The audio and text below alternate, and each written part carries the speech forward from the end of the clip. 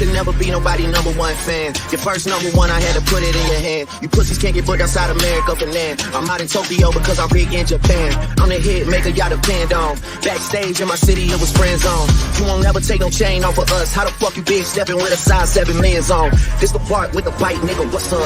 I know my picture on the wall when y'all cook up. Extortion, baby, hold to red, you been shook up. This top so you drop it, give me 50 like some push-ups. Cool, your last one brick, you really not on shit. They make excuses for you cause they hate to see me lit.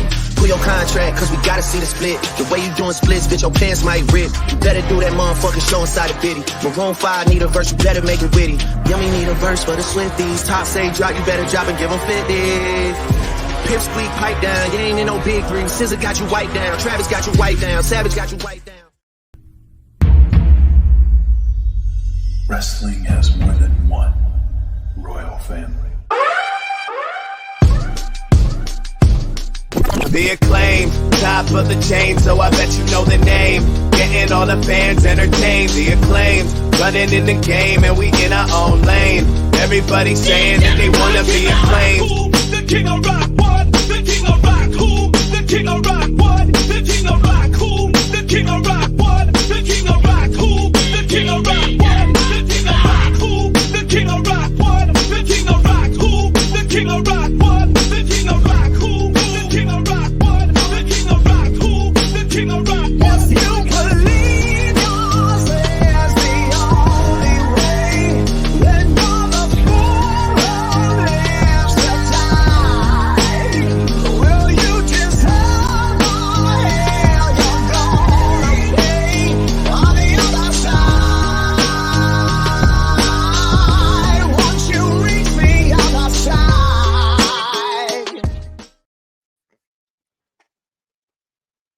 And there it is. Howdy.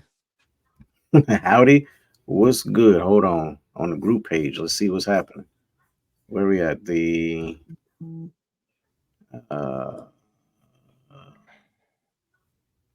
where is the group page? Yeah, it should be. I got your live up. I got my live up. There's nothing on the group page. All right, so we'll check that in a second, but we're just going to get that popping in the meanwhile. So yeah, what's going on, guys? How's it going? Woo! It is Wednesday, April 24th. So you know what that means? Taxes are done. That's it. That's what that means. That's it. That's all I got. But Duran, Yes. Mr. King Apollo. Yes. I just miss you. You know. Hello, sir. Just want to say hey. Hi. how you doing, sir? How y'all doing? How's everyone going? I'm great. Honestly. I'm all right. Just chilling, surviving. Surviving R. Kelly or surviving Diddy? Oh. Either one. I'm not 15. So if you had a choice of surviving R. Kelly or surviving Diddy, which one would you choose? I mean, I can be surviving R. Kelly because R. Kelly didn't like men. He just liked young girls. He remixed Ignition. And his jail You know? sentence is hot and fresh out the kitchen. Yeah, man. Ain't nothing wrong Did with he- a little bump and grind. It does when they're not of age. But Diddy didn't care. Diddy was just a hole's a hole. He said, I'm fucking everything. Everything. Diddy was just a hole's a hole, man. Diddy came up with new cocaine. He was smuggling pink cocaine. You know what pink cocaine is? It's cocaine and ecstasy mix. What? He was smuggling that into Florida and having that at his parties. I'm not surviving Diddy. I'm good. I don't What think part? anyone is. What part of Florida? Yes. With that being said, welcome, ladies and gentlemen, to the 3D Wrestler Podcast. We are already off the rails. We're veering off course. We can't be saying that anymore. I was about to say RIP. He's not dead, but He's definitely not dead. His His career career is, though. his career is over. Sorry. The career Sorry, is gone. singer, gender, and He bring about this to Orlando. he about to show up in South African wrestling. I don't think we will ever see him again. You never know. Maybe he'll he'll beef up like Jinder and come back and be WWE champion by defeating Randy Orton, who at that time would be 18-time world champion. Yeah, You that never was know. wild. Jinder Mahal's title reign was longer than all of Edge's combined. Respect on Jinder Mahal. I didn't even know that he was still not even 40 years old yet. So, he still got some miles on his tank. You know who don't have any more miles on their tank? OJ Simpson. All right, let's start the show. Well, we did start the show. Up. He's coming. Yeah, there you go. So There you ridiculous. go. But welcome, ladies and gentlemen. Thank you, everyone, for tuning in. I know he's going to change it up real quick. We was going to veer to another format, but we'd be remiss if we didn't touch upon. I know, Daniel, you probably have been itching about it a little bit. This recent AEW pay-per-view with a couple of moments that happened during the pay-per-view. I won't go with the whole, the obvious with the piece of shit that we're going to possibly talk about, but we're just going to go with the match of Bryan Danielson and Will Ospreay. So I just want to get you guys' thoughts on that before we go into our tournament of best feuds of all time. All right. This is. Oh, you go ahead, Duran, if you have thoughts, sir. Nah, you go ahead first. I apologize for stepping on your toes. All I'll say is this: match was awesome. Would have been 10 times more if it meant something. The match literally. Oh, the only thing I was invested in was, all right, yeah, who's the better wrestler? The match was cool. I really enjoyed it. I thought it was a great back and forth. I think the way that like Meltzer and them are talking about the match, I think they're like kind of overdoing it because the match was awesome. That match, this don't even bump shoulders with like any of the Kenny Okada matches. So like the way that they're talking about it, like I don't know. I thought the match was great. I thought it was awesome, but it was just fell victim of what is it? What's it matter? Awesome match though. Great athleticism. I believe it was a great bout for the match that it was. Obviously, hearing Bryan Danielson might retire after this year. So I think it was a good match. Now the unnecessary amount of glazing that it's getting, Bro, that's what I'm saying, Durant. What the fuck bro. is happening? We've Bro, seen real monsters before. We've seen them. bro, I know Will Ospreay is great, Danielson is great, and not taking anything away from the match, but bro, you're not, bro. Go watch Kenny and Okada 2 at Dominion. Watch that. You want a great match of all time? Watch that. You want a great match of all time? Watch Undertaker versus Shawn 2. You like y'all doing some unnecessary amounts of glaze. Like, get off your knees, bro. I don't even think this was better than the first from Wrestle Kingdom last year, Osprey and Omega. I'm not gonna lie, this is not even better than Sammy and Nakamura at NXT. What a classic. Interesting. Like it's up there, but in terms it was of like, really good. But people are great match. glazing this match, bro. But what's crazy? The same people who glazed this match are the same people that was wild hype that Monet didn't sign back to WWE. Like it's that level of glazement. Like for what? You're glazing for what? It's not and what that has she done? a whole bunch of nothing. Just like Tony Storm's career. Anyways, it's just I mean, our timeless Tony Storm does a whole lot of nothing. Anyways, I like Tom. Speaking of timeless Tony Storm, I don't really know what her beef was, but for her to make the comment of no matter how many stories I finish, no matter how many, I'm never going to ask you to come get into the ring. It's like, why? And Yeah, then yeah. go ahead, Jay. I don't get the unwarranted shot at WWE that just like nobody.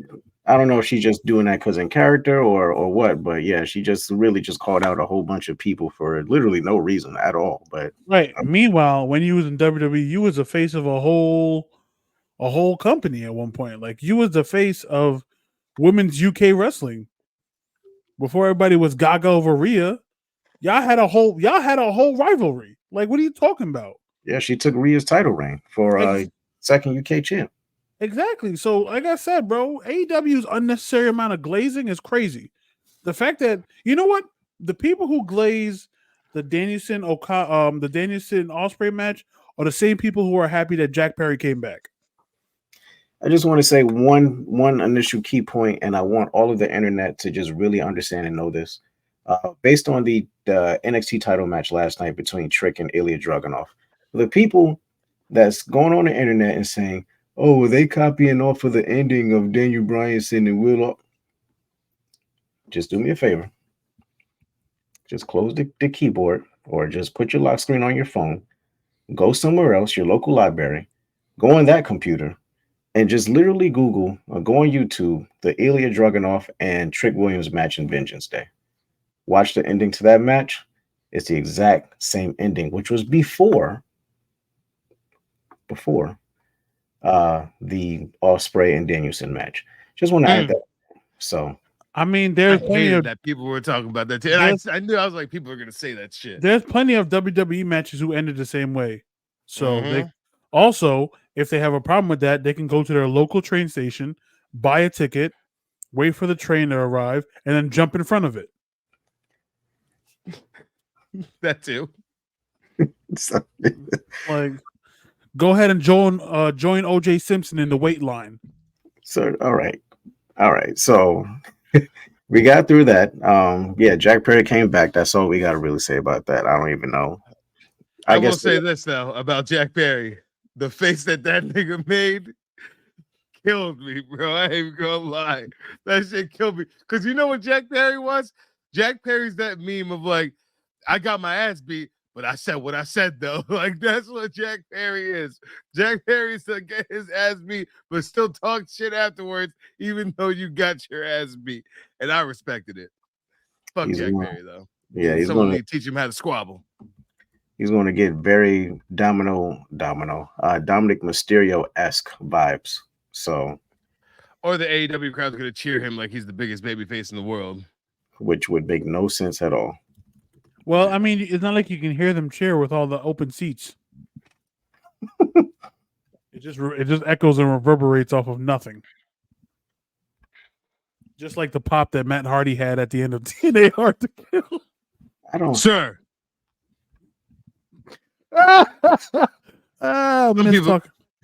Some people gotta just retire.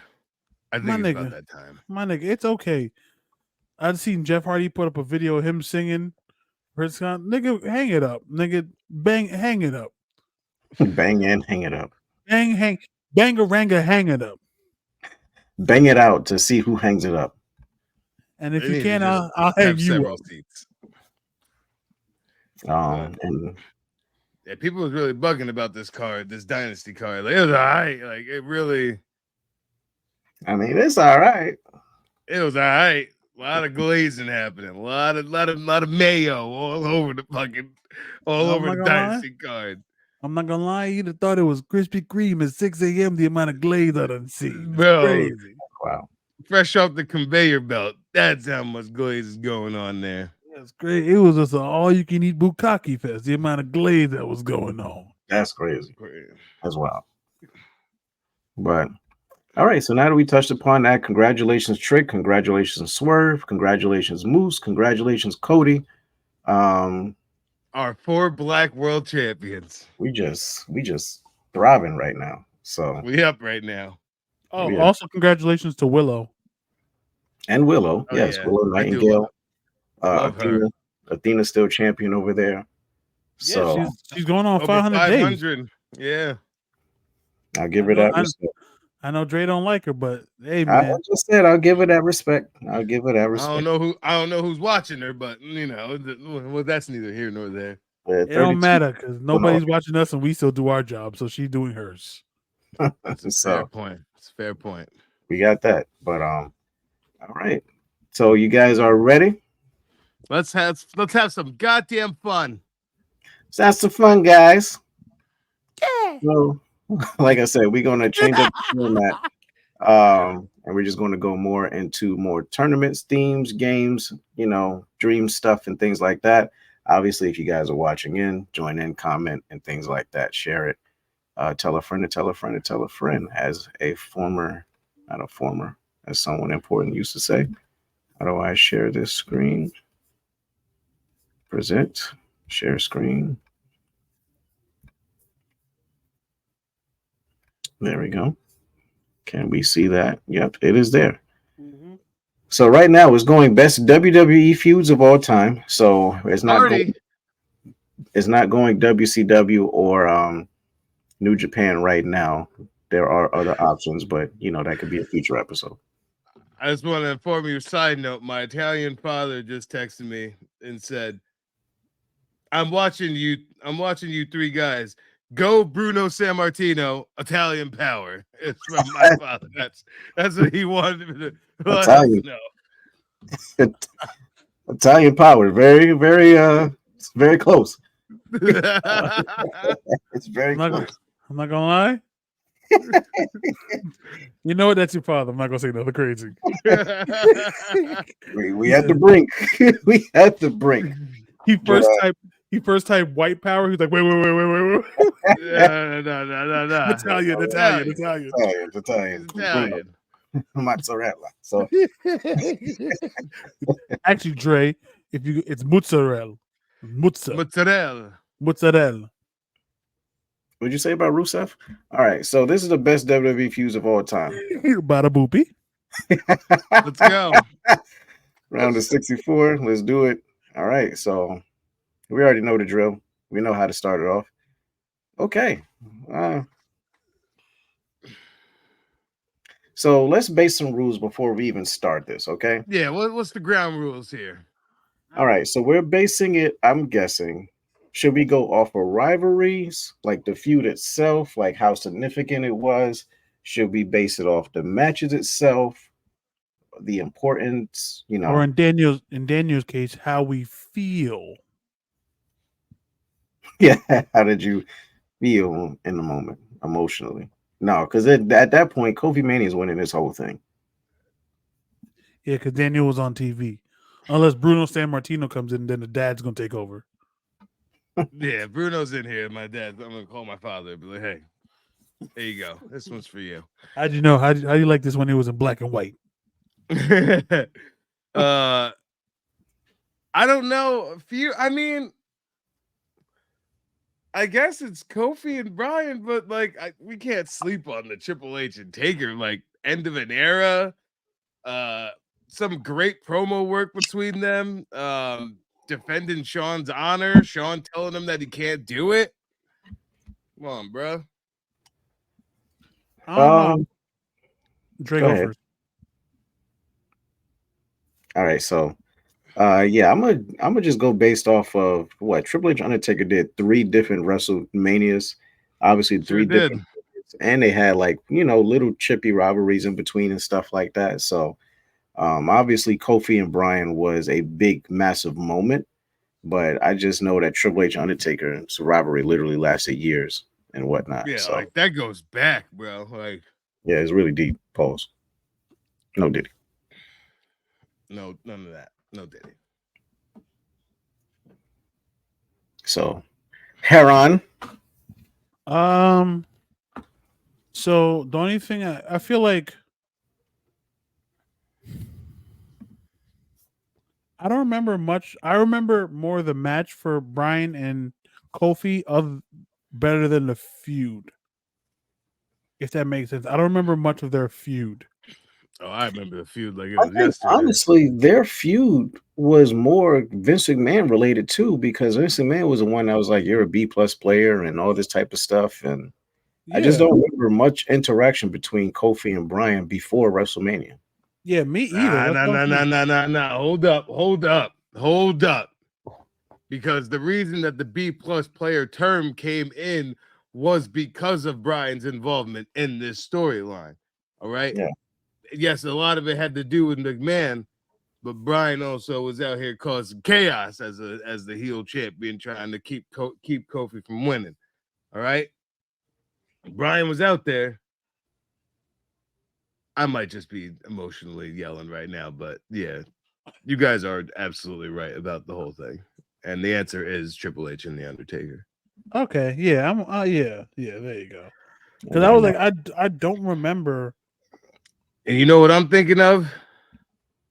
I'm thinking of the time where Undertaker and Kane were like the Brothers of Destruction, and Kane was backstage holding Stephanie like up in the air, like on like a catwalk almost or some shit. And Taker, American Badass, sitting there being all cool and shit, like, yeah, y'all gonna have to fight us, you know what I'm saying? He's like, put Stephanie down. That was some hoodlum shit right there. I thought he was definitely about to drop Stephanie like 7 stories in that moment. So yeah, like a sack of potatoes. The things the McMahons used to do back in the day, just for a pop, is crazy. Like, if you really think about it, the things they really put themselves in the storyline to do is crazy. Mm-hmm. yeah, all the McMahons. So up next we got Ronda Rousey versus Becky Lynch. I don't even know if they had a single match, but they were supposed to. That's And then crazy. You had the same person in both pictures. I see what you did there. and Hulk Hogan versus Andre the Giant. And obviously Rook is referencing Becky Hogan, which is what we've been seeing on the interwebs recently because of the recent title, and y'all know what I'm talking about. That's not gonna work for me, lad. Justice for Jax. So yeah, what are y'all thoughts on that? I'm not gonna lie. This might sound crazy, but I'm gonna give it to Hogan and Andre, because there was so much build between that. Like, even though we don't want to give it to Hogan because he sucks and he's the one that will text you white power in the middle of the night. You like, but like, let's be honest, bro. There was so much stuff. The build for Hogan, Andre winning the belt, giving it to Ted DiBiase, and then Andre ripping the goddamn chain off of Hogan's neck, damn near tearing his shirt open. No, Hogan, and ripping the motherfucking chain off his neck. Oh God, that shit was crazy. I don't know why Andre's automatically Jamaican, but there you go. No, brother Hogan. Hogan, You know I got. I give Hogan the big up. You're not gonna get no title. Man, Andre was drinking 32 Guinness before. Mad red stripe in this room. 32 red stripe in Oxtail. What? Nigga, I'm not gonna lie. Andre the Giant stab at a Jamaican restaurant would put the niggas out of business for a day. Andre is a Jamaican ass name too. Right, but it just depends on how you say it. If you say it with a silent H, but the H is prevalent, then he's Jamaican. Andre the Giant. Andre the Giant. Jamaican Giant. That's crazy. But yeah, I'm gonna give it to Hogan and Andre because they had so much build before WrestleMania. Like, Ronda was she just talked mad shit, and Becky was like, "Bitch, I'll stop." Like, I feel like most of Becky's rivalries are just. This sounds crazy to say, but I feel like they talk mad shit, and then Becky comes out and be like, "I'll be the one to shut you up," and then she does it. like that. Christ. That's pretty much a fact. Like, bro, NXT came in. Oh, There's nobody to challenge me. And then Becky Lynch came out of nowhere. I'll be the one to shut you up. And then she did. Stop saying it. I'll be the one to shut you up. Exactly. This is What every happened? time. What happened with Bianca Belair when she was Yeah, world what champion? happened to Bianca in SummerSlam? Duran, tell us. What happened? Bianca had her belt, right? And she was like, "Oh, I'm good." And then Becky came out of nowhere, like, "I'll be the one that shut you."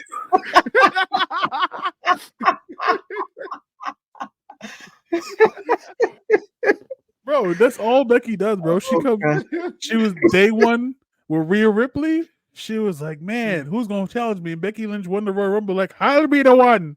There I'll you be the go. one. I'll be the one that shut you up. And then she did it, but then Rhea won, and then Becky won the night after. So, shout out to Becky Lynch being champion. But yeah, I'm gonna give it to Hogan and Andre. Yeah, I think I'm gonna go based on importance of the rivalry. I don't like I said, I don't think Becky and Ronda even had a singles match together, which it's probably for the better. So I think of importance. I'm gonna go with Hogan and Andre. Daniel, if you want to cast a vote. Nah, you go ahead and put that through. I'll be the one to shut you up. I'll be the one to shut you up. Okay, so I mean, it's a little easy, but I don't know. But yeah, it's a little easy. It's easy. It's hella easy. Why is Paul Heyman even up here? Their feud lasted a little while. Nah, we're good. It's mad easy because that Undertaker versus Mankind Broiler Room match. That was a whole thing. People go straight to the Hell in a Cell and skip past the Boiler Room, bro. And I don't like the disrespect. That was a whole thing. They wasn't that like a was that the match they used to for the Super Bowl? Remember that or was that the Rock and Mankind? That was the Rock and Mankind. When Mankind had the greatest pin of all time with the forklift on the Rock with the pallet. Just the camera conveniently on that pallet. Just great. Yeah, but yeah, they had a whole there was a whole thing. Come on, people still say for the love of mankind when you toss people off a cell. Like we're not. No, my God, he's broken in half. Yeah, that man's got a damn family. And I know Brian would be remiss if I didn't say this. Mankind made snot come out the Undertaker's nose. So yeah, there's that. I think that was his debut actually too. So the Mankind spot was so good that they tried to redo it with Rikishi, and it just didn't feel the same. Like it was so good. It's because we saw that mattress underneath all that hay when Rikishi flopped on it. So bro, everything just came up like he just like, oh my God, Rikishi fell off, Serta. Nobody was concerned, and he just went. Nobody batted an eye. They was like, "Damn, that's crazy." All right, who's gonna win the match? Right, I'm not gonna lie. There was mad people probably hating, like, "Yeah, kill his fat ass." It was like, "What?" Wow, like, that's what you get for running over Stone Cold Steve Austin. that might have been me. I might have been the one like, "Go fuck yourself." I hope they kill that nigga. He tried to kill Steve Austin. That's crazy. I was 9 years old. Daniel had the keys for the truck. He was like, "I'm gonna drive off." They was like, "Daniel, no, please don't." I was ready. Yeah, Mankind and Taker.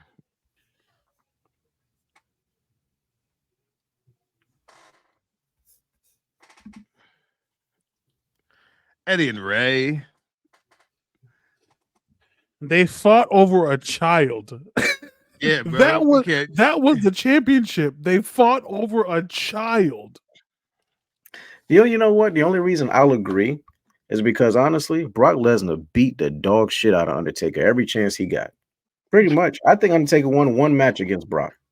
Nah, that one where they was brawling backstage and like out the ring, that was one of the greatest things I ever seen. About Undertaker's eyes were shot open. And it was like, and Brock was about to kill R-Truth.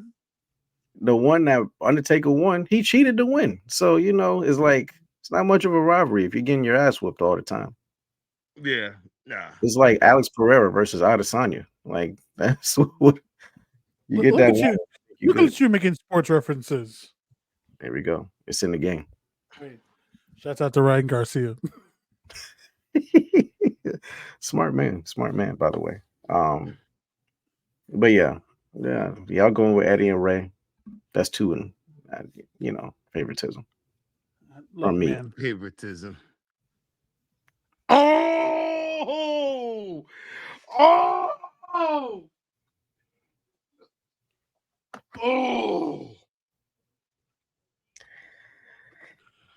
Well,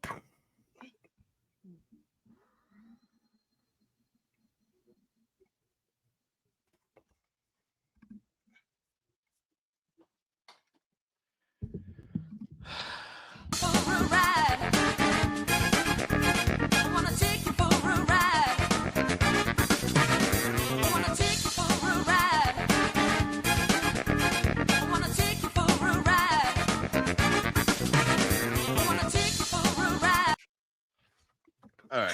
But why that song? Why that song? You know what? Cue the Snoop Dogg Riders of the Storm. don't know. Into this world. No, don't get me started. All right. My answer to this is Triple H and Shawn. Just because of the emotional part that came with the great matches. Kurt and Benoit, what you can't take away from them. Absolute clinics. But Benoit's canceled and redacted, and all this was really based off most of the time was who the fuck was the better wrestler. And that was really all they needed back then because these boys fucking delivered. But I have to go with Triple H and Shawn, especially with the who done it back in 2002, which then Shawn came out of retirement. And yeah, wonderful street match. Went to Elimination Chamber. Shawn wins the title. Then they go to fucking Armageddon. Shawn loses the title. Then they fight again at the Royal Rumble. It's a double count out type shit. Those boys just kept trying to kill each other whenever they had the chance. And it always meant something. It's got to be Triple H and Shawn. But I love Angle and loved past tense Benoit. Yeah, before CTE took over his life and made it a one-page chapter. What he Chris Benoit's the only person that made Mr. McMahon come back from blowing up his own car. Anyways, yeah, Kurt Angle and Benoit, they just gave you great matches. But like Daniel said, the who done it, and then you find out backstage that Shawn wasn't really feeling himself, but Triple H had his back and was like, now you can still do this. That's why we got the unsanctioned match to prove the greatest pedigree that ever took place, by the way, And then when we got- they were doing the DX fucking entrance and Triple H did like the let's get ready to suck it, and then he kicked Shawn. This motherfucker jumped so high. He jumped For so no high reason. during that pedigree. No reason. And it was the greatest pedigree that ever took place. Nah, Oh, it was man. beautiful. There's two pedigrees that's greater. Dre has one of them that he's gonna put on a shirt later on in life. It's the one with Stephanie McMahon, with the Yiddies out, That's why. and then the other one is where he pedigree Shawn in Triple H's earlier career, but Shawn dove straight down. That's not Shawn. Is that or is that Lance Storm? I couldn't tell by the pants. That was just some jobber, I think. Yeah, some random jobber. Okay, with that's the even red worse. and white striped pants. Yes, Yeah, and he dove straight down, and he yeah, he it was a basically pile driver. I'm yeah pretty sure he was broke. yeah he basically turned into draws. So yeah, I'm gonna give it to Triple H and Shawn Michaels because, like, especially now, later on, you learn about backstories. That backstory was crazy because Shawn really didn't believe in himself, and like Triple H was basically like amping him up. And yeah, Shawn's mom went up to Triple H and just gave her the look. And Triple H looked at her. Triple H said, "I'm gonna take care of your boy." Oh, Mama goodness. Hickenbottom. Mama Hickenbottom. God Oh. bless her soul. Also, I'm pretty sure Triple H really hit Shawn with a sledgehammer, like for real. Oh, bro, at the end For real. Bro, mind you, I'm 11 years old. I'm watching live. Like, I'm watching on the pay-per-view. Sean gets the roll-up victory, the most devastating maneuver in all pro wrestling. Rolls him up, gets the 1, 2, 3. Thank you, God. I love you. And like, we're kids. Usually we get the sledgehammer where you got, you cover up the top. Bam, you know what I'm saying? This man, Triple H, came with the sledgehammer straight, both hands on the stage, just boom to the top of his back. I was like, yo, he just killed him. Cause we ain't really see sledgehammer hits like that back then. Good God, he's dead. He put that shit up like he owed his ass money. Dang. Wasn't nice. Nigga said, "Welcome back." Yeah. Triple H and Shawn Michaels taking it through officially. Yes.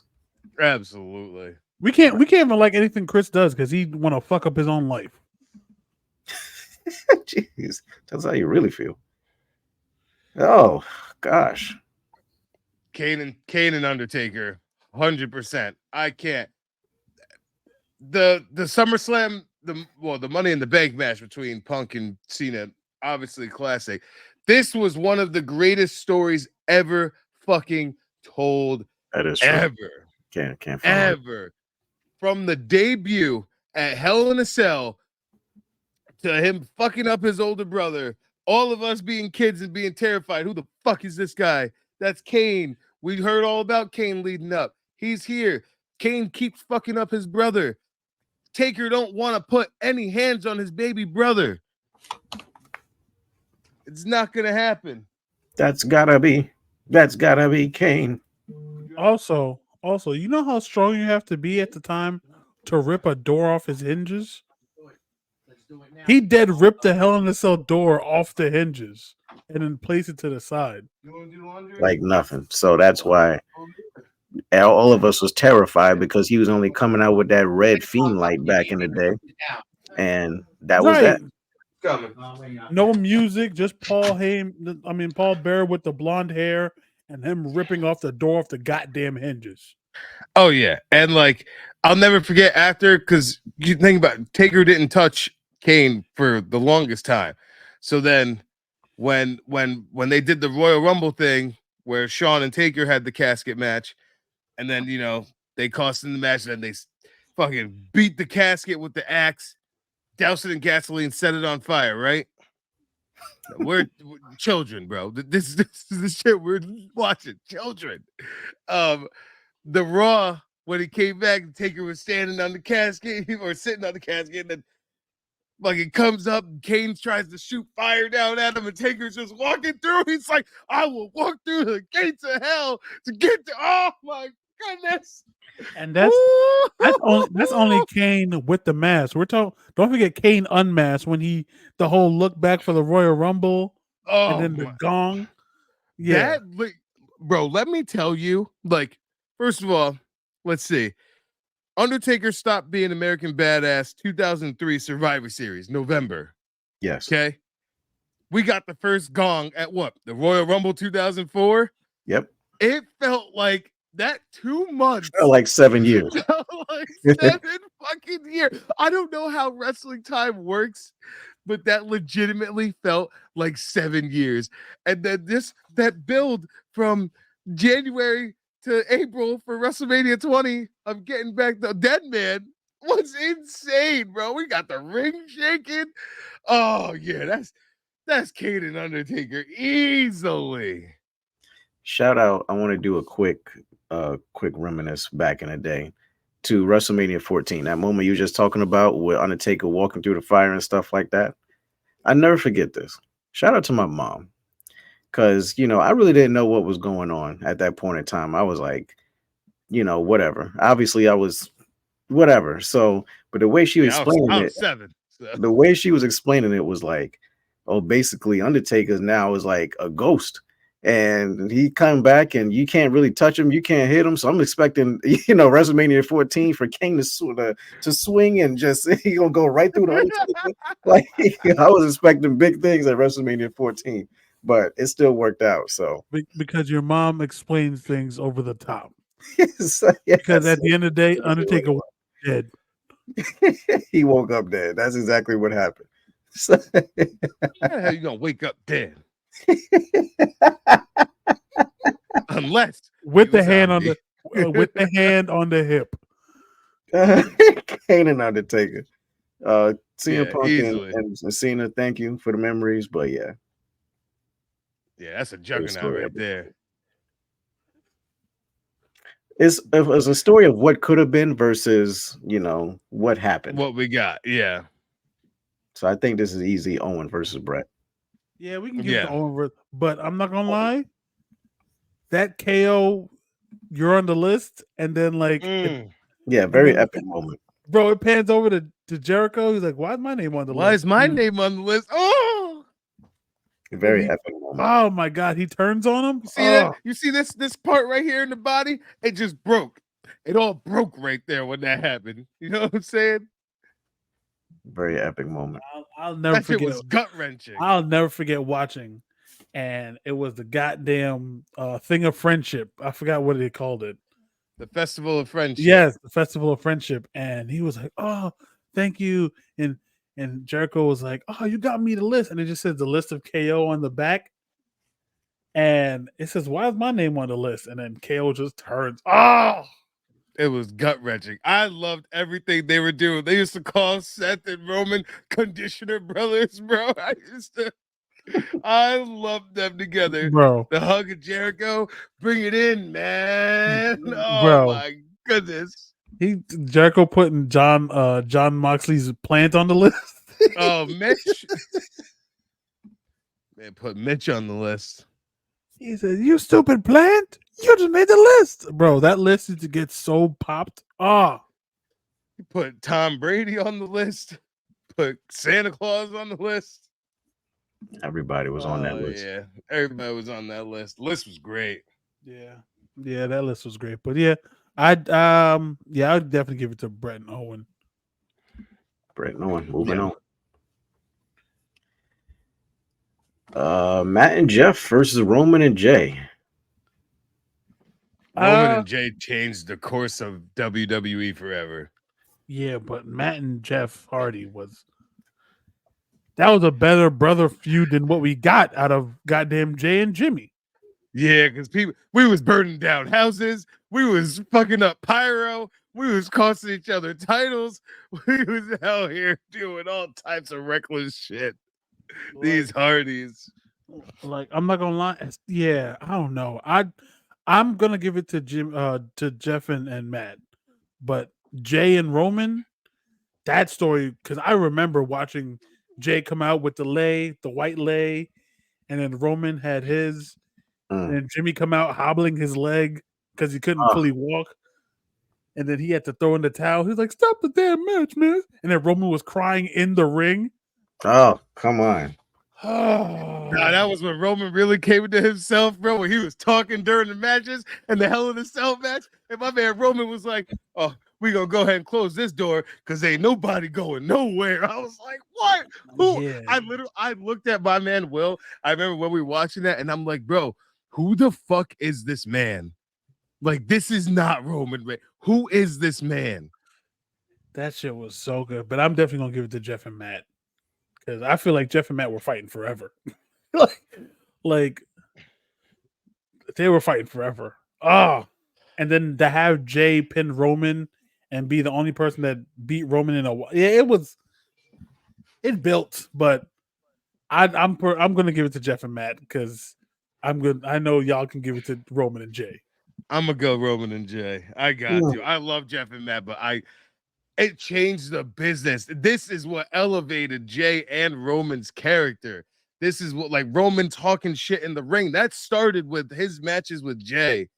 Like, and Jay building up his fucking single stuff like that. Like, that started with this rivalry. Like, this rivalry had layers to it, bro. I love Matt and Jeff. I do. Matt and Jeff didn't change the landscape of the business with their rivalry. This one did. Like, yeah, I gotta go with Roman and Jay. Yeah, I think it's tough. Like the Jeff and Matt rivalry was obviously great. We had one match out of that. Actually, before that, they had that one match at Vengeance too, but that really wasn't nothing, honestly. And but this Roman and Jay, it went back and forth for many years and told a powerful story each and every time. So yeah, either way, I love them, but yeah, Roman and Jay for me. Uso, the New Day. Come on, bro. Move on. Come on. Yeah, we don't even got to talk about. First of all, even though we don't talk about NXT Nexus and John Cena, that scene at the end of Raw when these niggas were tearing up the fucking ring. Brian got fired for choking Justin Roberts. That shit was, oh my god, that shit was crazy. Just watch them, like Cena was there, especially because this is Superman Cena. Purple shirt Cena was like he was Superman at that point. And just to watch him just be beat up in a corner on the wooden part of the ring while they're just tearing up the ring. There's no audio. It's just them ripping up the ring. Oh my god. Cena grasping for life, trying to reach out to whoever. But nobody's coming to him. Nobody.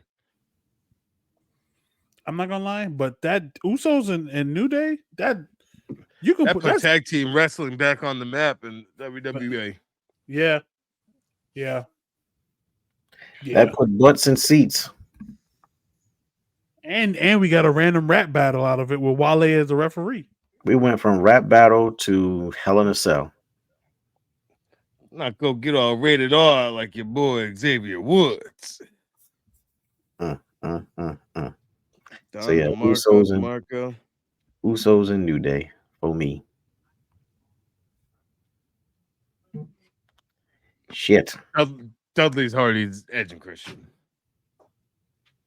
But this Batista and Triple H, like the Hell in a Cell, though. I'm not gonna lie. I'm not gonna lie. I'm a big Batista head, but I understand why we're choosing the tag match. Yeah, they did. They fucking killed each other. I understand why we're choosing the tag match, but that promo Batista. Yeah, we ain't got to sleep on it. We ain't gonna sleep on Triple H and Batista classics. I mean, we don't care about the WrestleMania match, but that promo Batista cut where he was like, "Yeah, he beat everybody but me," and I was like, "Oh, he damn well did." I was like, "Shit, this nigga Batista talking." He might have a point. And we got drunk Batista. Give me what I want. Give me what I want. Yo, I ain't gonna lie to you though. Like that WrestleMania match from 35, that might have been a top 3 match of that whole card. Card wasn't that great, but you know it was not that great. That was probably one of the better ones. I mean, except for when he ripped out the nose ring. Oh, I love that. That shit was nasty. I was like, these boys getting wild. That shit was mad funny.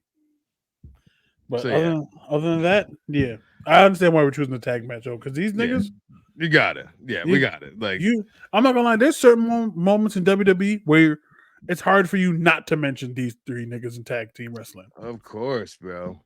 Like anytime they mentioned WrestleMania, they always got to show Edge spearing fucking Jeff out of the sky, or this nigga Jeff killing himself on the top of the ladder, or Christian trying to put a table on the ladder so he can get higher up on the fucking. It was a lot. I understand why we're choosing these niggas. So we got it. TLC.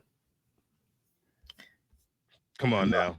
You don't even stop. Don't even stop. Just go. Just go.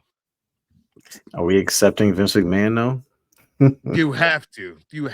We accepted Hulk Hogan. Vince McMahon and Stone Cold made the Attitude Era. Made it. Vince McMahon and Stone Cold may be the greatest rivalry of all time.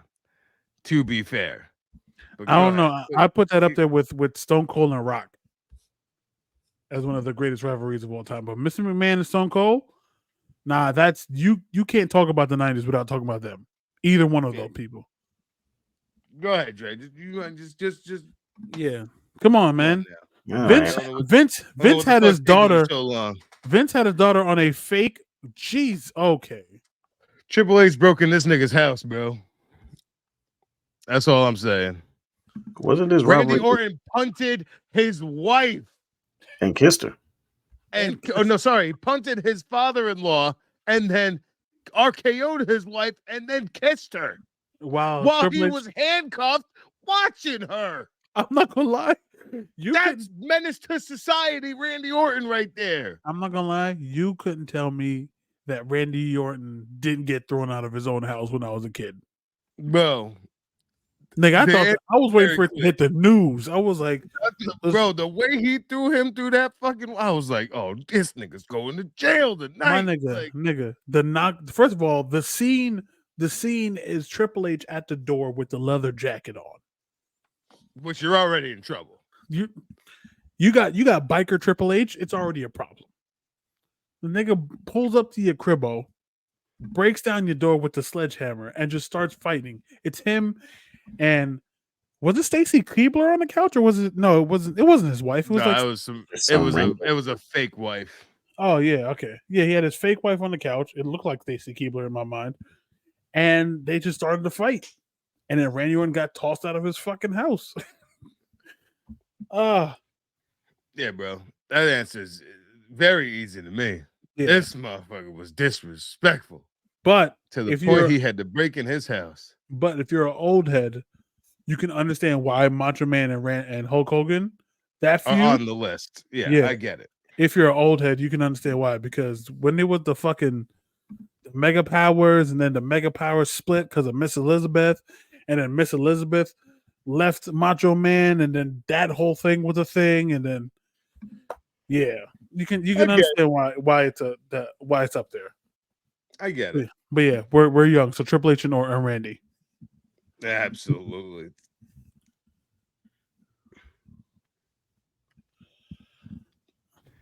Brock and Kurt. Yeah, I think Punk and Triple H only had one match, but if we're also talking like away from wrestling, I'm not gonna lie. Brock and Kurt for me. I'm not gonna lie. I need to see Triple H text message to see if he really texted Kevin Nash. There's no other reason why Kevin Nash would have been back in the WWE. No other reason. None. So here comes Kevin Nash. Click, click, click. Ironic. That's the sound the remote makes when I gotta change the channel when you're on. Oh my gosh. That was cooked them. But Brock and Kurt chemistry was great. Backstage segments funny as hell, trying to outdo each other with like push-ups and shit, like drinking milk, and like they hit it on all different cylinders. So yeah, I'd say Brock and Kurt for sure.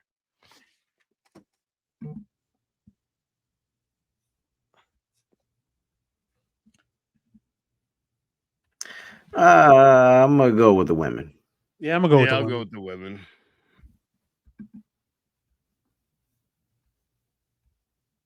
Sheesh.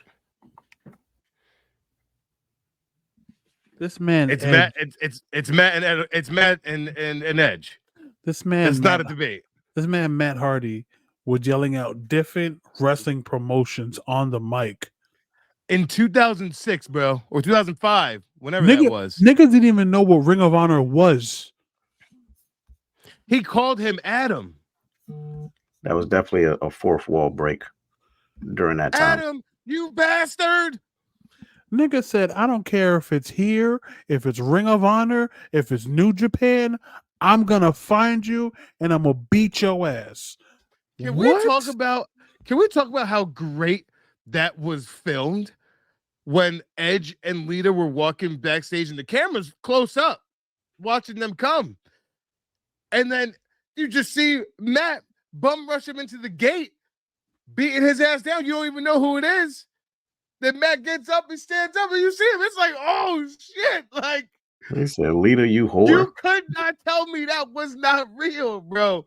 Like you could not tell me. Then he attacks him, and then once again the camera angles like when he attacked him in the ring. Adam, you bastard! Lita, you whore!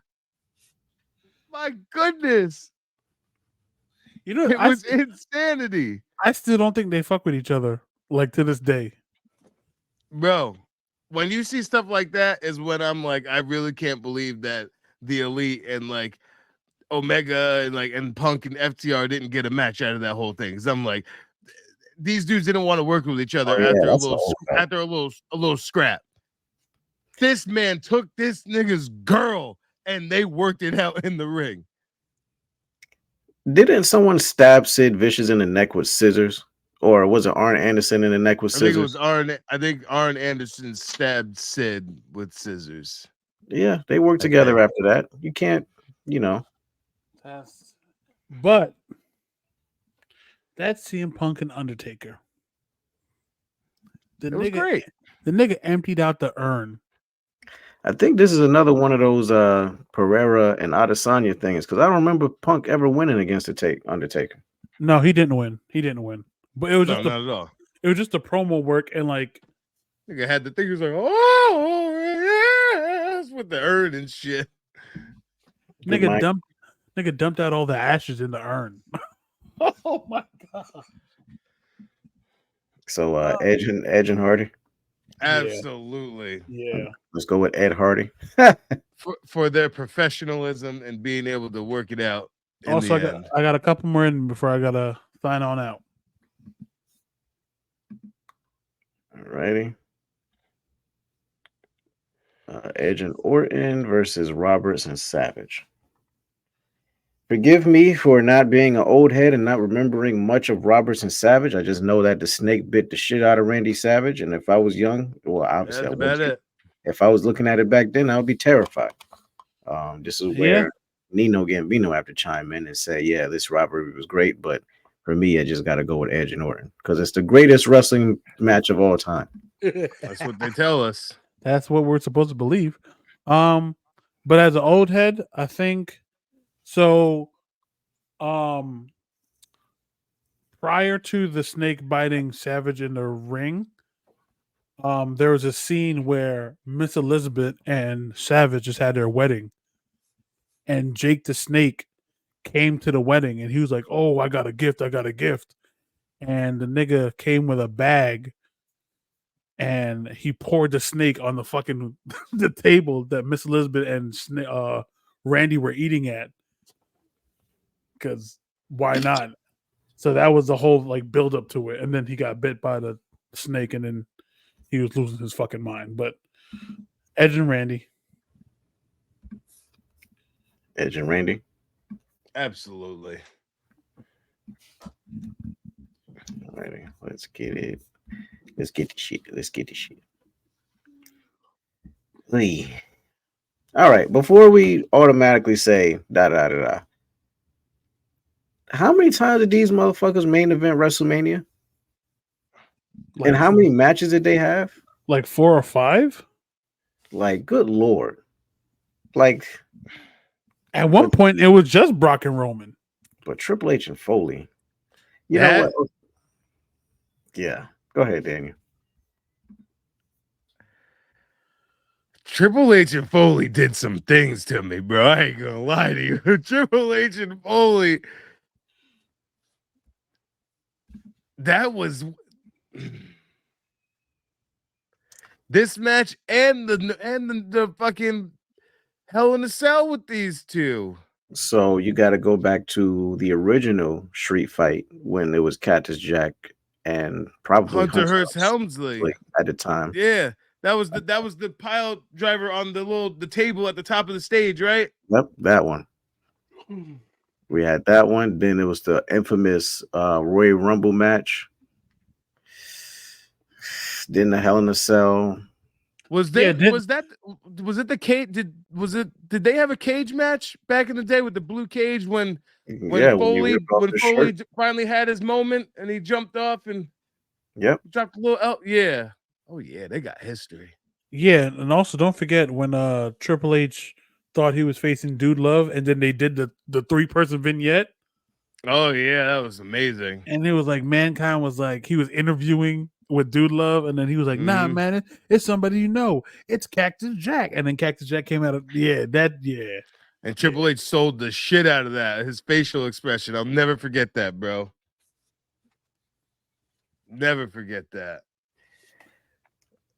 But Roman and Brock really carried the dark ages of the WWE, honestly. From WrestleMania 31 to almost what last year's not last year's WrestleMania WrestleMania 38. 38. That's a Yeah, good 7 years. when Brock put the fucking tractor on the fucking ring. The tractor, the last man standing, the That I was in the building for that. That was woo, watching that ring go up. The whole world was just that was crazy. the original their match at WrestleMania 31 banger. Yeah, the original unification match too. Like the whole domino effect of if Brock and Roman faced off at day one pay-per-view, how it's just a whole lot of different factors there.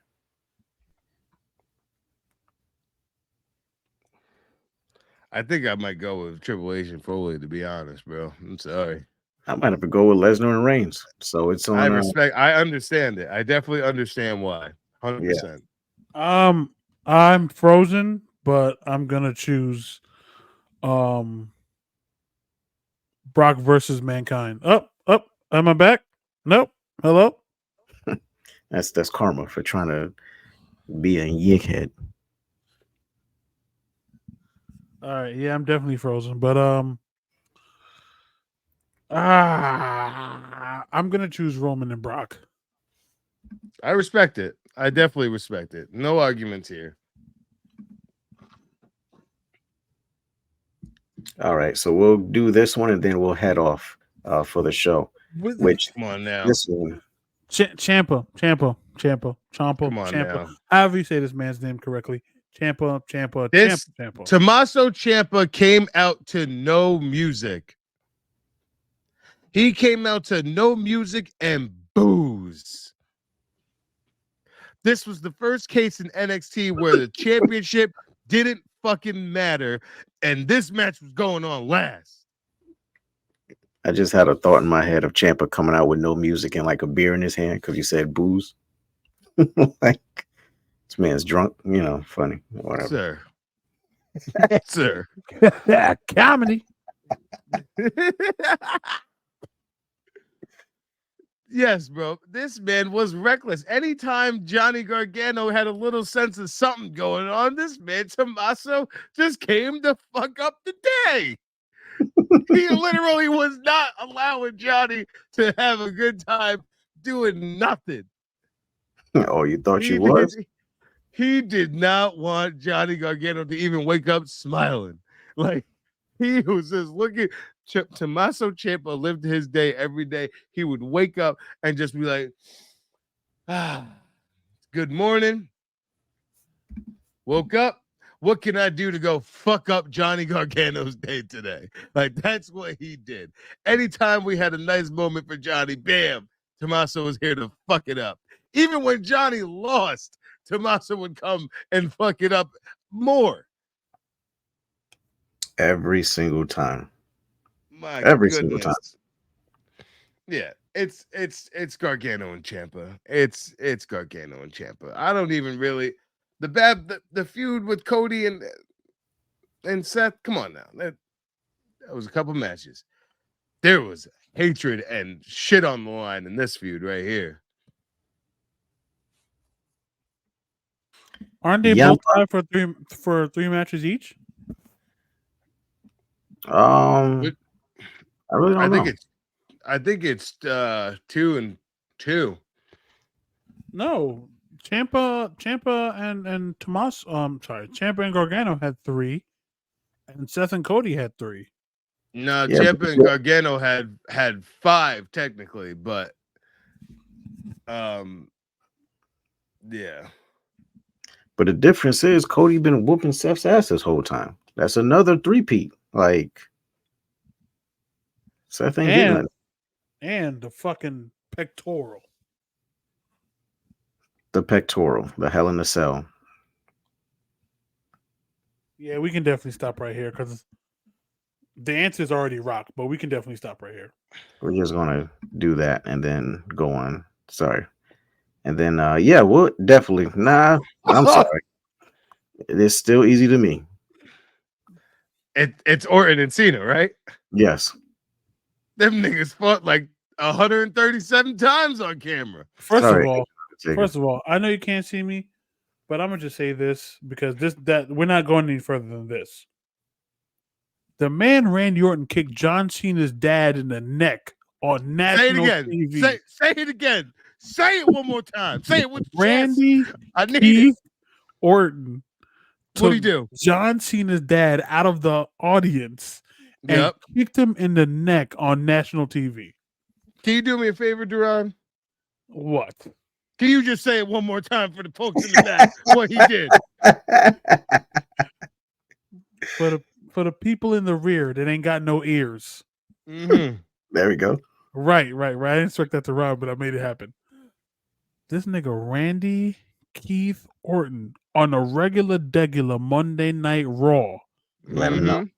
took this man John Cena's father, John Felix Anthony Sr.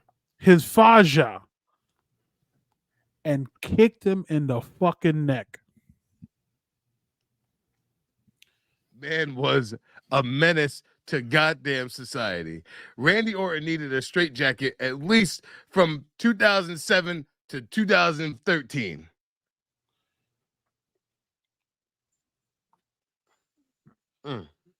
Yeah, like I said, we're not going any further than this because the fuck this shit right here.